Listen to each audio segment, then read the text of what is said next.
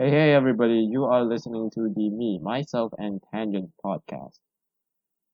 So, before we get into the topic, it is time for the weekly update once again. Going back, so first off, going back to the list, I am officially done with the Lego project. Um, projects actually, project sounds way too official. I'm done building that one Lego set that my friend gave me a while back. Yeah, so I finished it sometime after the second episode podcast, and I just finished building it, and it's a very detailed Lego set to say the least. It is in fact I wouldn't even say it's just detailed. It's incredibly detailed. Detailed to the point where, frankly speaking, if I were to look back at this and honestly speaking, like a month, I wouldn't be able to tell you half of the details of all of it. Um, so it's crazy stuff. Also, like a honest, like serious tangent here. Um, I just realized that Lego started to include like a brick breaker, if that makes any sense. So basically what it is it's an orange kind of Lego piece, but it's used solely for breaking apart blocks. So let's say you fixed two blocks wrongly, incorrectly, and you want to break them apart, but they're too stuck together. Yeah, you basically bust this out. It's an orange piece, and like you fix it on, or you like try to pry it open or something. That's like a kind of sharp-ish edge. It's definitely not that sharp, but yeah, I I honest to like oh, it's embarrassing to say this, but I may or may not have not realized this intention, so I left it in the box. Because it's basically, so pretty much what happens is they show it to you on the first page. So I saw that, I thought I was supposed to build something, but I couldn't figure it out. So I just tossed it aside for like a while. I was like, you know what, we'll get back to it when it's relevant in the build. And kind of didn't realize that it was actually just to break blocks. So I I uh I finished the build and saw that it was an included. The piece was actually included inside like the little um like appendix or catalog or whatever you want to call it at the end. And I was like, what is this for? So I looked back at your like the first page where it showed the orange piece, and then it suddenly hit me because my friend who gave me the Lego actually was talking about this. It was like, oh, there's like if you've been um if you've built any Legos in recent times, you would know about the orange piece. Um, and it didn't hit me until then that that was the orange piece that you would use to help break apart blocks. So yeah, I just straight up like I was like, what? Uh, like yeah, it kind of just blew like okay. To be fair to myself, I did actually like I would not have any clue about it. So, because it's really the first time I've actually seen this. I don't know when they actually started. Apparently, according to Google, they started some 20 years ago, or even before that. So yeah, it it's an old piece, and I don't actually know how I'd never seen it before. But yeah, I just never did. And it's only like I only see like this is the first time I've encountered the piece. But it's yeah, I never seen it before, and apparently it's used to separate bricks. Yeah, it's crazy stuff. Uh, I don't know. Well, in terms of reading, I managed to completely catch up with all the Radiant Black issues. So I think there are currently 17 issues as of recording. And I read every single one of them. It's actually really cool.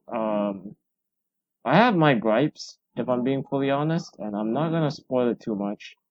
Um, but yeah, I have a couple gripes in terms of just general realism. I know some things are obviously to be to be taken with certain imagination, but I feel there are some parts of the story where you would think a lot more government would be involved, but sure. Yeah. Okay. I will spoil just a little bit of the comic series. So, hey, it's me from the future here. Just skip to 8 minutes if you want to avoid all spoilers. Alright, peace. Pretty much if you read the comic series, it's pretty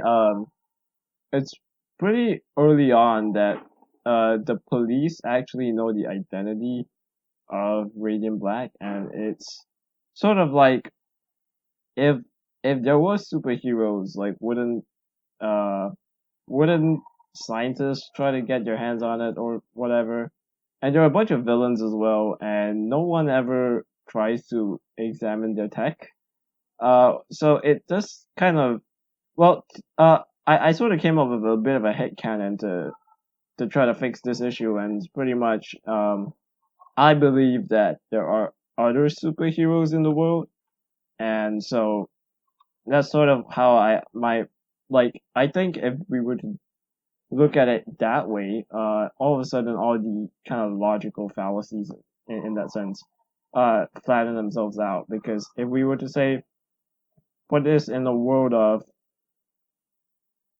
Invincible or The Boys or some other show and or like universe that already has a lot of superheroes in it, and a few more doesn't really make a huge difference. So I think for me that's sort of the main kind of um just sort of that's my only real gripe with the story. It's just sort of like, yeah, why isn't more real world logic implied in this? Yeah. So basically, other than that, I think I'm pretty good with the rest of the series. I really like it. So yeah. Um, and also for the other book that I've been reading, the summer book. I have not finished reading it, but I am almost done with it. I am almost done. I will try to finish reading it and get back to you guys on the next episode. But yeah, and in fact, you know what? I might just do a review of the book next episode. I'm not super sure. We'll see if I can think of anything cooler to talk about. If there is obviously something more interesting, I will um I will go for that instead of just a book review. Um and once again, piano is all good. Uh so the YouTube series that I've been following basically is starting to teach like sheet music, like reading how to read music, and all that basic music theory stuff, if that even counts as music theory. Um but yeah. Uh and for my language studies, I really need to get back on that. I managed to do one this week, and that's about it. It's really just like I'm like remembering to do it kind of thing, and obviously, I think I think it's also probably subconsciously like something I'm less interested in. So that's that. I will try to do it more consistently, but oh boy. I'm not usually a quitter per se, but yeah, I will try to, I'll really try my best to get back on on this whole language learning thing. Um, okay, that was 10 minutes of just ranting about random stuff. I started off with two very huge rants to say the least. Um, okay, so going into today's topic, I was basically thinking about last week's D&D and realized, hey, I actually do a lot of weird and nerdy things. Um, well, obviously, it's not like it suddenly hit me. I always knew I was a nerd. But yeah, I felt, hey, maybe I could just talk about a bunch of different.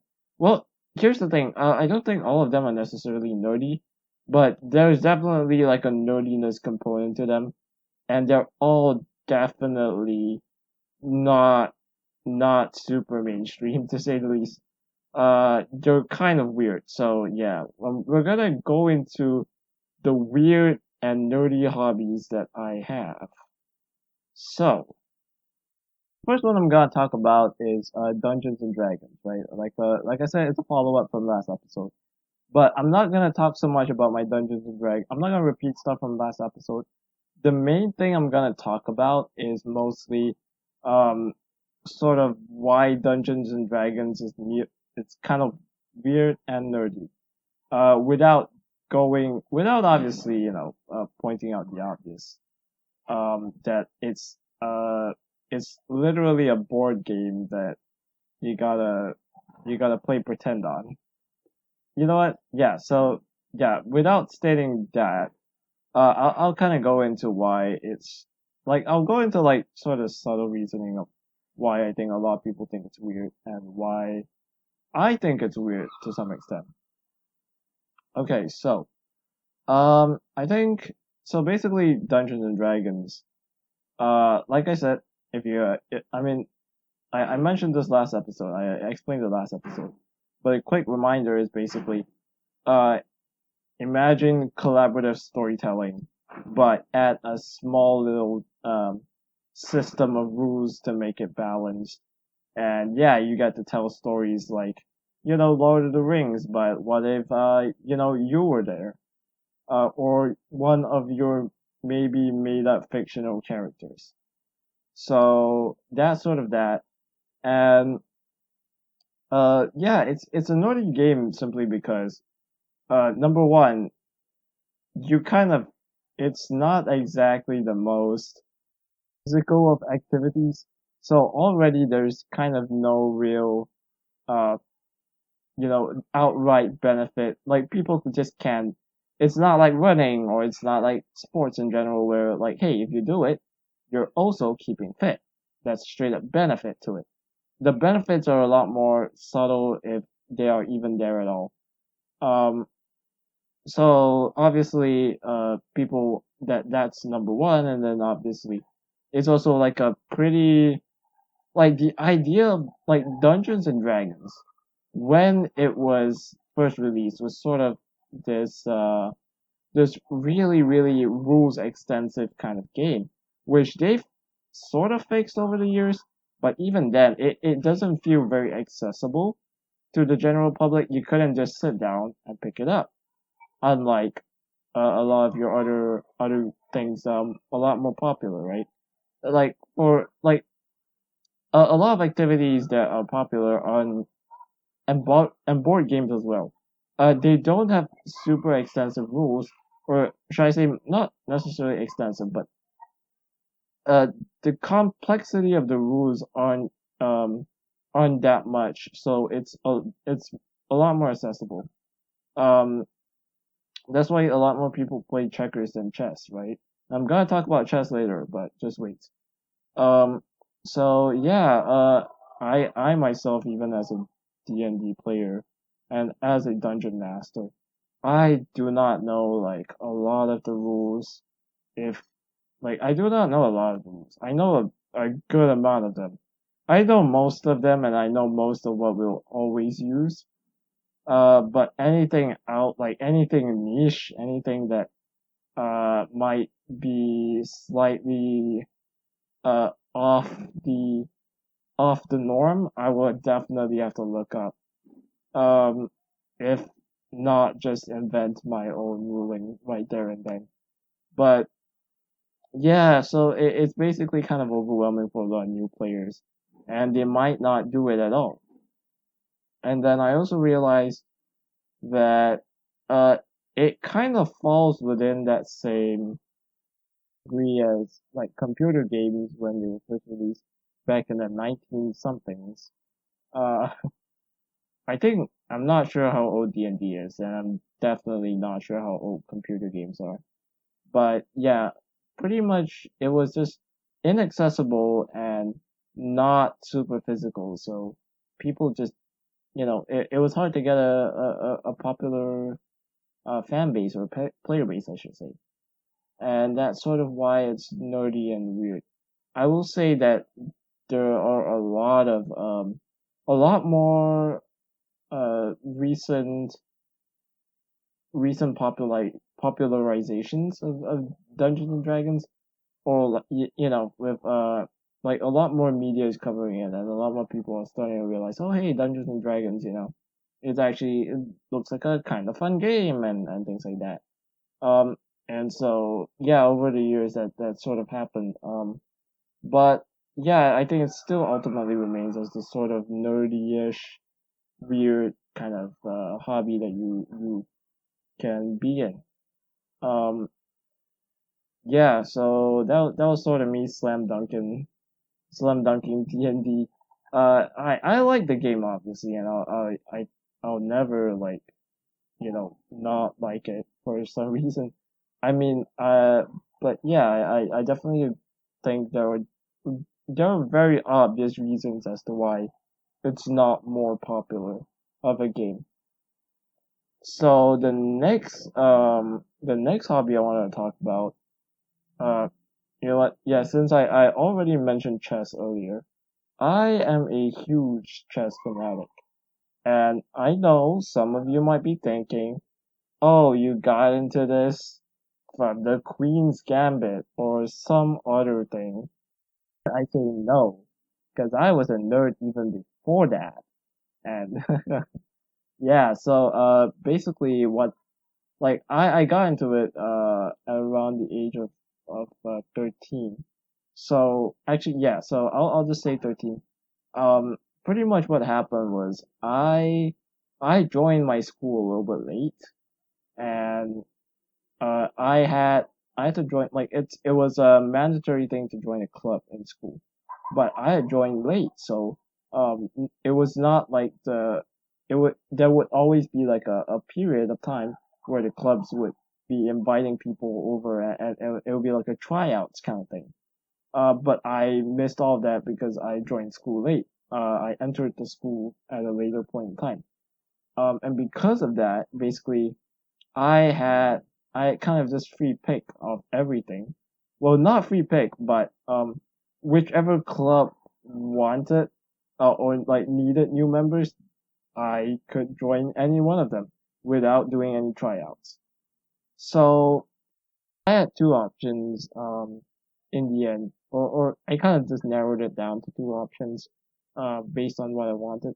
So I could join calligraphy club, or I could join chess club. Now, I didn't. Okay, so I'm not gonna lie. I was in calligraphy club.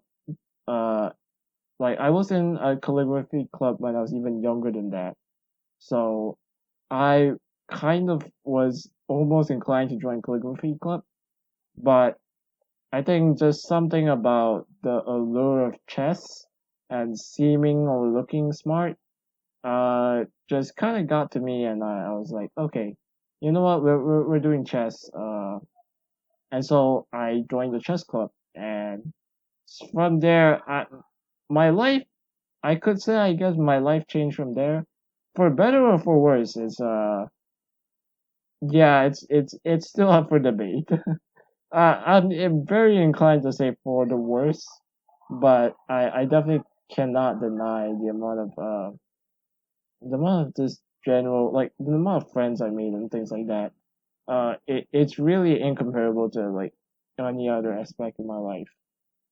So yeah, so I started off. I'm not gonna lie, I knew nothing about chess when I joined the chess club, which was pretty ironic because it's one of those things where like why did you do this? Like you were supposed like if you had joined calligraphy club, you would have been fine because you had done calligraphy before. But I was stubborn, so I just decided screw it. I'm just gonna join the chess club even if I know nothing about chess. It turned out to be one of the better decisions I made in my life. Pretty ironically, and surprisingly. But yeah, I made a lot of friends. I'm gonna be honest right now. A good amount of my friends and the people who I'm very close to and or like maintain good relationships with are mostly from chess. Uh, not necessarily chess club, but like just generally like there's a pretty large community of chess and chess enthusiasts, and so I made quite a few friends from said community of chess enthusiasts. So yeah, I think it's one of like the better hobbies I have. Um, I will obviously talk a little bit about why I enjoy it. So I think the main reason is mostly because I just found it so okay. I'm not gonna lie, it's one of those things where it's like you have a certain aptitude at it, which was what then gave you the enthusiasm to continue with it. So obviously I started because, I thought chess looked smart or whatever. Well, definitely cooler than calligraphy. But the main reason why I really, really got into chess is mostly because I noticed that it's one of those games where you're you really just put in the time and the effort and you will get results surprisingly enough. I know for some other things, it's not always gonna be you put in the work and you get that same amount of returns. And I know it's not the same for everyone, even in chess. Like some people will put in tons of hours of work, studying chess games and practicing every single day, and maybe they might only improve by a little bit, or sometimes not even improve at all. But for me, it really felt like every single effort, like it was like a linear relationship where if the amount of work I put in would equal to the amount of success I got. And that was really encouraging for me.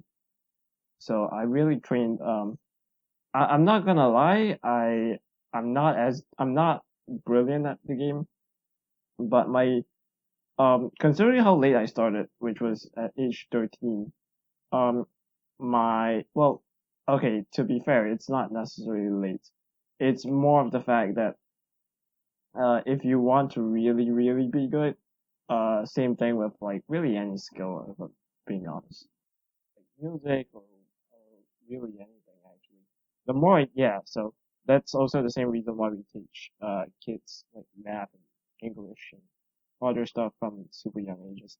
But my point kind of is basically you like considering how late, so quote unquote late I should say, I started, which was age 13. um I had a really really strong learning curve at the start. I pretty quickly rose the ranks in terms of like my standing in the chess club, like my strength. I got to be pretty, like I went from the absolute worst member to somewhere within the middle after the first year, which was really encouraging for me. So I continued to play chess even after high school. Um, and yeah, I really enjoyed it. So pretty much I got into my new like the chess club of my current school.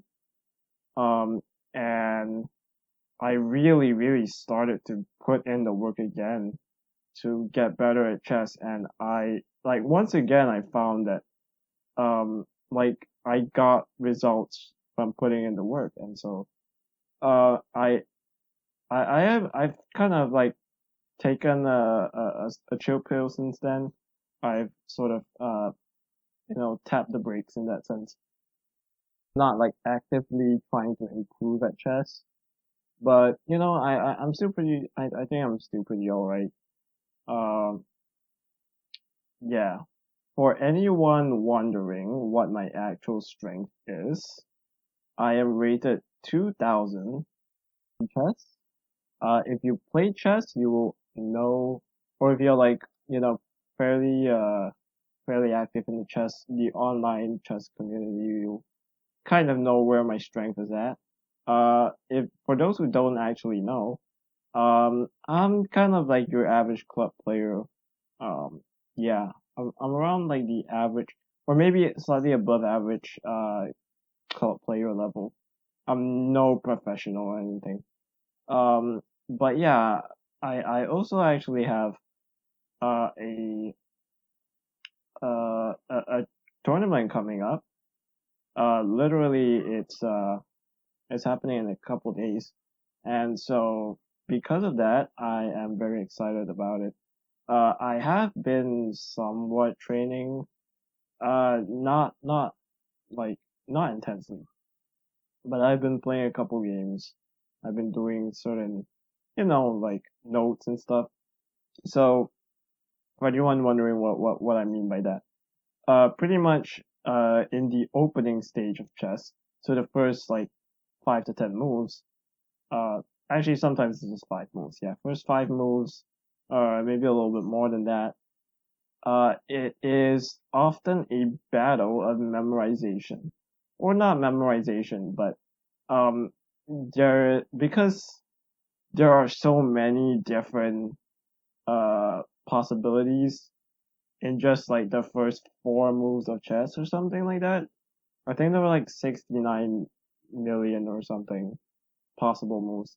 We try to narrow it down to like what we should be playing, and because of that we gotta like like we obviously have to like in that sense study it. So a lot of much better players have these resources out there, and we'll like take notes and kind of compile them into our little secret secret playlist or whatever. I have like a YouTube playlist of what I call like opening preparation. So this is stuff that I have for my openings and what I'll do in them. Or I should say what I should do in them. Sometimes I forget it, and the great game goes crazily.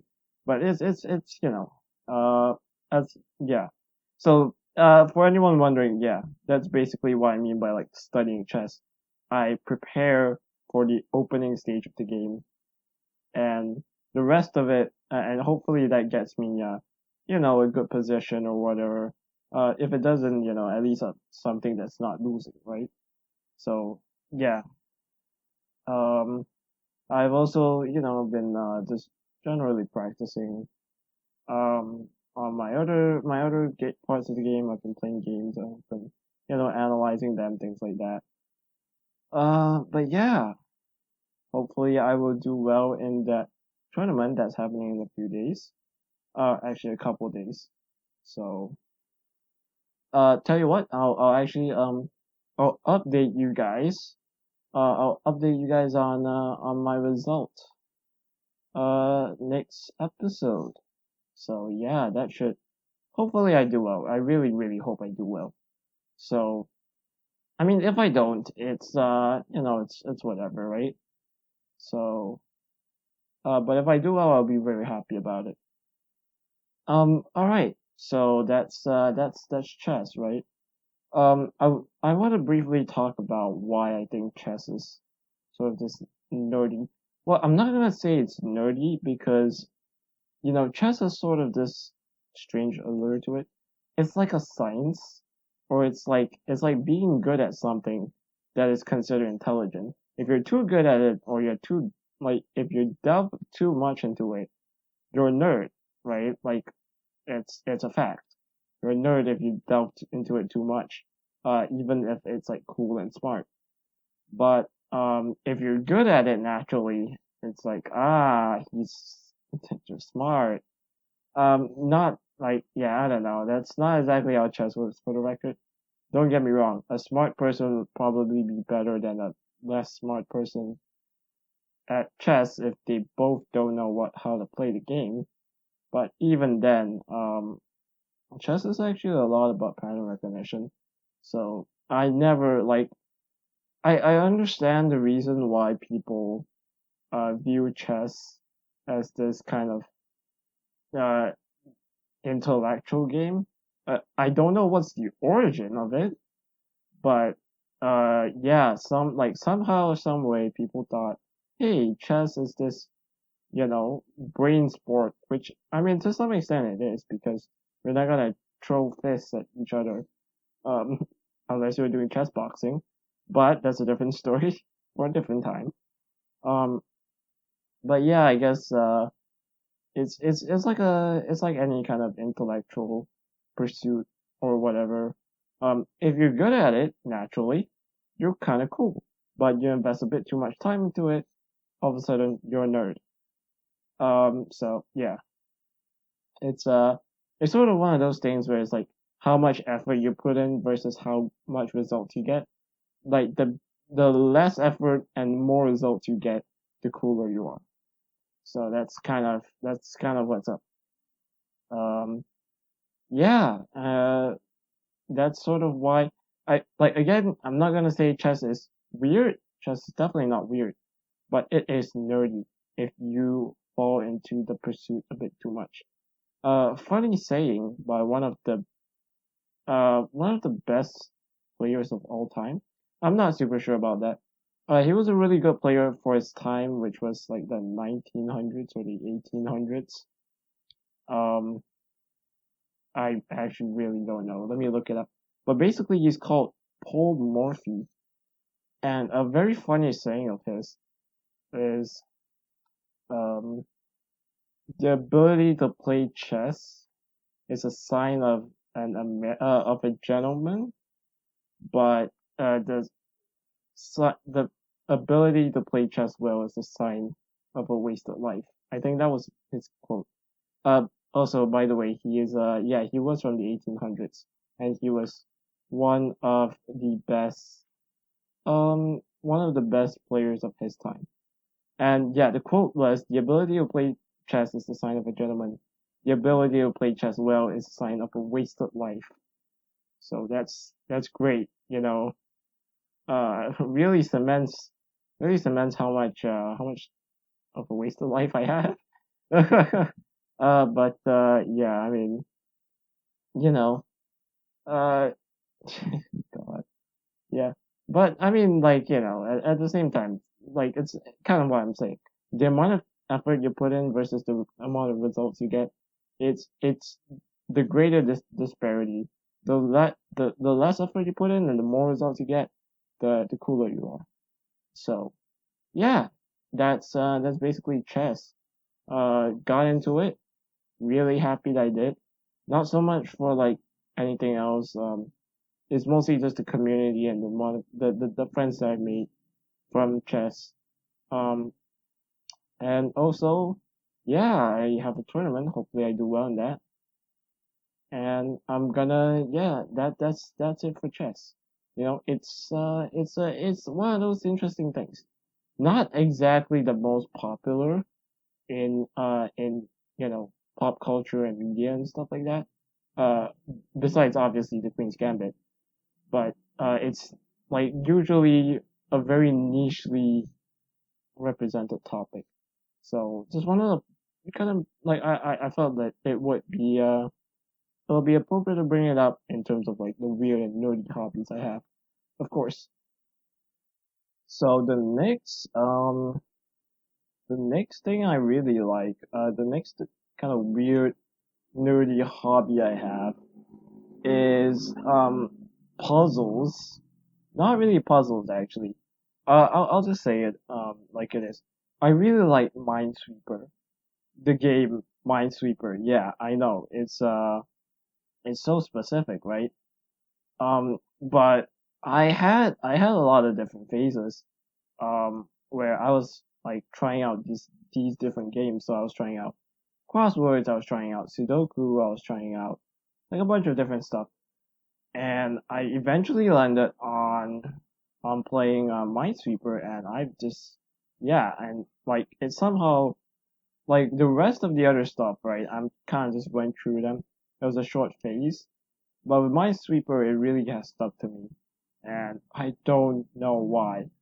Um, it's one of those really strange retro games like that. That's just really fun because I think the interesting part about it is obviously the multiple aspects of it. It is a super simple game as long as you understand the basic rules, which aren't that hard to learn about. In fact, I can explain it right now. So basically, whenever you click something, you click a tile or a box or whatever it's called. This there will be a certain number of boxes. Like okay, uh, so Minesweeper has a field of mines, right? These mines are randomly placed at different locations, and you need to clear every single tile except for the mine tiles. And how do you do that? Is that every tile, or every tile is either blank, has a mine, or has a number. And if it has a number, that number indicates the number of mines um, that surround that particular tile. So if the tile has the number 5 on it, it has 5 mines surrounding it at that point, like at around the tile. There are 5 mines around the tile. So 3 spots are safe. 3 of the tiles, 3 of the 8 tiles surrounding that tile that says 5 are safe. Okay, I overcomplicated this, but if you play the game of Minesweeper, it should be pretty easy to understand it and get started playing it. And I don't know. Again, it's just a game that has a surprising amount of complexity to it. That's also incredibly simple. Like the rules I literally just explained. Although I admittedly took longer than I should have. But it's just really fun because it's a simple game. The amount of skill that you can have is incredible because obviously there's an element of pattern recognition to it, but there's also an element of calculation. So it's like less sophisticated chess. Uh, which yeah, I feel that's a surprisingly good way of explaining it. It's less sophisticated chess. So there's some pattern recognition to it, which you can help to improve your general speed. There's obviously calculation, where you should be able to just figure out which tiles have mines based on some big numbers that you've gotten. And then lastly, obviously, there's an element of luck, which to some people is less fun, but to me, it's also pretty interesting because, in a lot of things, luck is always a factor. Even when you don't think luck is a factor, sometimes luck is like just very tiny, um, and very insignificantly part of the equation, right? Luck kind of always is there. Um, and I don't know. I do agree that like sometimes I get very frustrated because I'm so close to like getting a finish, like to finishing the entire board. And of course, like the last like little section there has a part that has me guessing like it's a 50% chance between 2 tiles, and I gotta pick one, and it's a coin flip, and it sucks sometimes. But yeah, I mean, it is what it is. It's part of the game, it's also kind of part of why I like it. which makes it like, like it's there are just three factors to it that I just explained, and yet that has actually brought me countless hours of joy. Just playing the game. It's crazy how much I actually enjoy the game, and I don't know why. I have not found a really good explanation for it because it's not like it doesn't really fall into anything. It's not like it doesn't have a category in that sense, right? Or maybe not so much a category, but it doesn't have a certain kind of significance to it. It's not a sport. It's not a competition. Like it's not particularly relaxing. I mean, for me it is, but like like it's hard to explain. But it doesn't feel like it fits anything or anywhere. Yet it's one of my favorite things of all time. Favorite games to play. I would just like sometimes switch it on. I'll Google Minesweeper and I'll just play that. I'll literally just play that.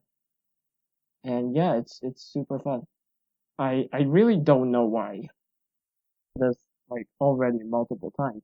But yeah, it's the tree like I can sort of explain it, like I said, it's the three things, the simplicity of it, the complexity of it, like the surprising depth of it, and obviously the luck factor.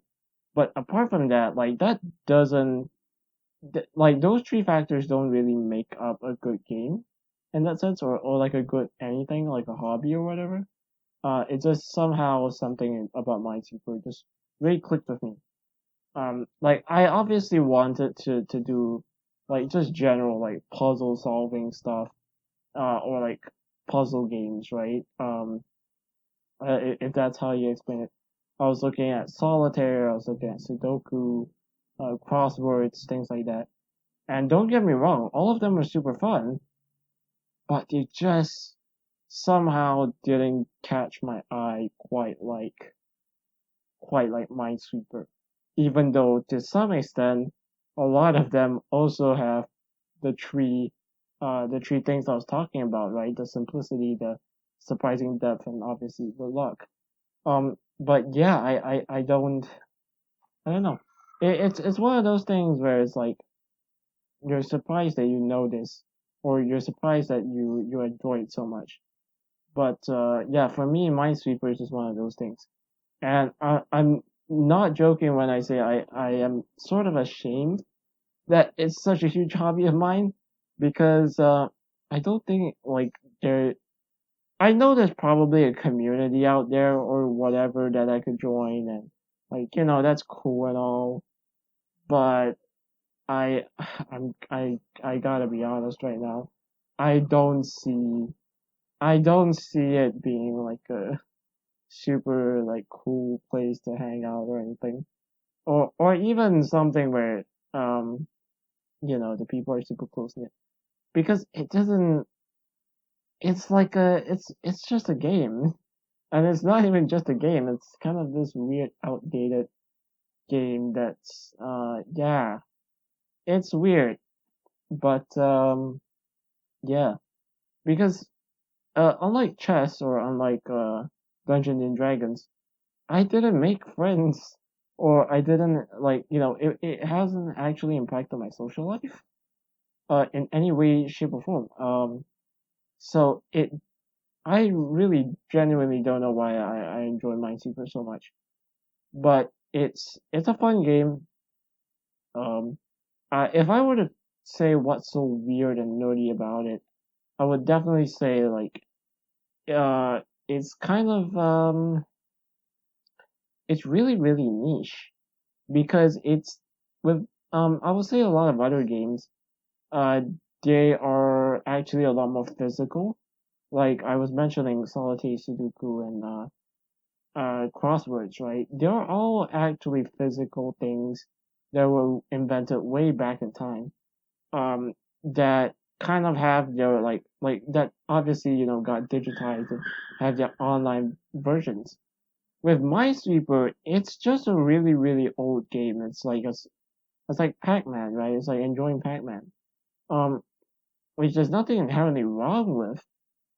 it's just very surprising that this is what I like of all things. Like, not Space Invaders, not, any other retro game. It's just Minesweeper. So I don't know. It's just kind of weird, and yeah, I never really understood my obsession with the game, but I still play it a lot to this day.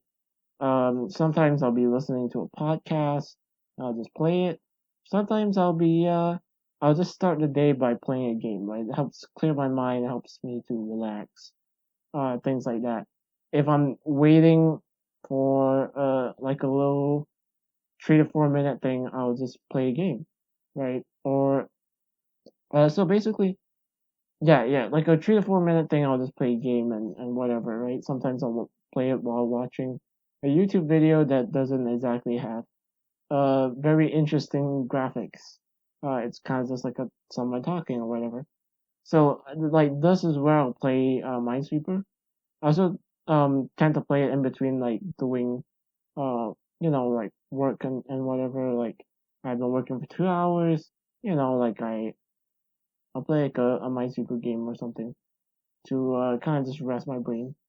Uh, because a Minesweeper game for me, like the usual ones with 99 mines, it takes me around like 200 seconds to solve it. So that's around slightly more than three minutes. So yeah, I mean most Minesweeper games aren't super long, anyways. Like you just sort of get around, you solve it, blah blah blah. Let's say I fail the first one and then I complete the second one that runs out to about 5 minutes. So yeah, I mean that's sort of just what's up with the Minesweeper. It's like this really good way to pass time. I know there are lots of other very like there are lots of games that are similar to it, right? That I've mentioned already. It's just somehow or another like Minesweeper is always what I come back to, and I will never understand it. But it's great. So yeah, yeah, that's just what I gotta say about Minesweeper. And yeah, I think that's about it for today. A bit of a shorter episode actually. It's currently 47 minutes, so this episode probably rough out to around slightly less than 50. But yeah, that's it. Um, I guess I don't really have that many weird hobbies or whatever it is. But I think three is a solid number. Like, yeah, you have three weird hobbies. Most people usually only have one, but I have three, so that's great. It's enough for me to talk about on a podcast. Yeah, so that's about it for the weird and nerdy things that I like to do. Weird and nerdy hobbies that I have. That's probably what I'm gonna name the episode. Um, but yeah, so thank you so much for listening. I have managed to actually upload episodes to Spotify, but the unfortunate thing is this episode is definitely not going on to onto the platform because I have run out of time on Buzzsprout. So this episode is only gonna be released on YouTube. So remember to like, subscribe, and all that stuff. If this eventually gets released to Spotify, that's great. But I think episode 3 and 4, this is episode 3. The next episode, along with the next episode, will only be uploaded to YouTube, and then I'll release episode 6, 5 and 6 next month. Well, actually not next month, but like somewhere around the 20th. Um, so like 2 weeks from now. Yeah. So, anyways, that's about it. So, thank you all so much for listening. Uh, have a wonderful week ahead of you. Uh, that's great. Yep. Thanks so much for listening. Have a wonderful week ahead. Peace out.